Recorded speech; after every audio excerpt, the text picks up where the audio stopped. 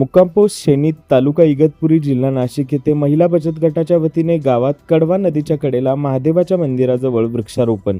शेनीत तालुका इगतपुरी आदिवासी भागात भारत माता ग्राम संघ या महिला बचत गटाच्या वतीने विविध झाडांचे वृक्षारोपण करण्यात आले.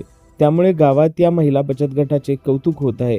यामध्ये प्रामुख्याने बचत गटाच्या अध्यक्षा सौ कमलताई अरोटे, संजना जाधव, सीमाताई गायकवाड, पल्लवीताई तेलारे, प्रीतीताई तेलारे यांनी सहभाग घेतला. निपाड प्रतिनिधी गोरखदादा माळी, सिटी इंडिया न्यूज. कोणत्या दृष्टीने लावलेलं इथं हरताळका, ऋषी पंचमी असे कोणतेही सण असले किंवा आपले श्रावण महिन्यामध्ये श्रावणी सोमवार असतात तर महिला इकडे तिकडे बेल आणायला जातात ना.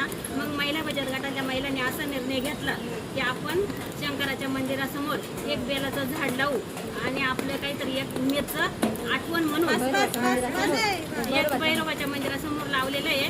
तर मग देवाची आठवण म्हणजे आपल्या उमेदची आठवण म्हणून आपण काहीतरी एक कृती करू असं वाटतं.